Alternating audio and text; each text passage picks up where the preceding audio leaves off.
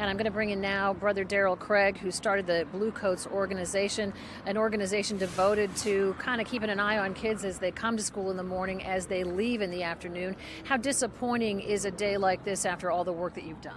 Very disappointing.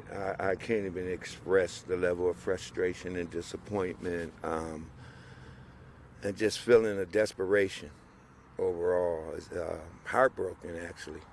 Brother D, take us through your morning from when your phone started ringing to when you arrived on the scene.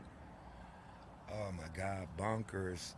As I told Lisa earlier, we were in the middle of some training, a meeting, having just left the school. I think last two guys, Brother Dave and Brother Alex, had just did a hall walk, which we do every morning. And then we get this call, and, you know, it's happened. Our greatest fear has come to pass. It's happened. And so for a moment, it was just like shock.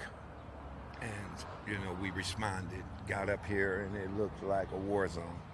Brother D, we're hearing from so many parents and from students themselves that wanding happens here, but it's kind of random. Every so many students get wanded or backpacks checked, but they say there used to be metal detectors here. There aren't now. They'd like to see them. Why not? Well, I know that the district has been working feverishly over the last month at least, trying to get this thing worked out with the metal detectors. I know that it's something we've all wanted to see for quite some time. Don't understand why there wouldn't be metal detectors. It's an acceptable part of our society for the last 20 years. I think you can't even get in an emergency room without going through a metal detector. So, If that kid out there who pulled the trigger today is watching, what would you say to him? I would tell him to go somewhere and get some help. Ask somebody to help you. And if you know that they're looking for you, go turn yourself in. Go to a family member and let them turn you in. Do not try to handle this alone out here in the streets. Whatever happened, you had your reasons. Let somebody help you.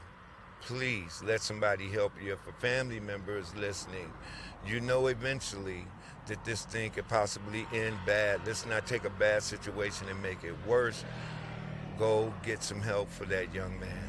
Brother D, thank you so much, and thanks for taking the time to join us here. Eva, we'll have a lot more throughout the evening here on Erie News Now, including as the uncertainty fades, questions start to emerge about what's next and how do we make schools more safe. That's coming up in just a few minutes. For now, though, for Brother D and for Lisa, Ethan Kibbe, we'll send it back to you.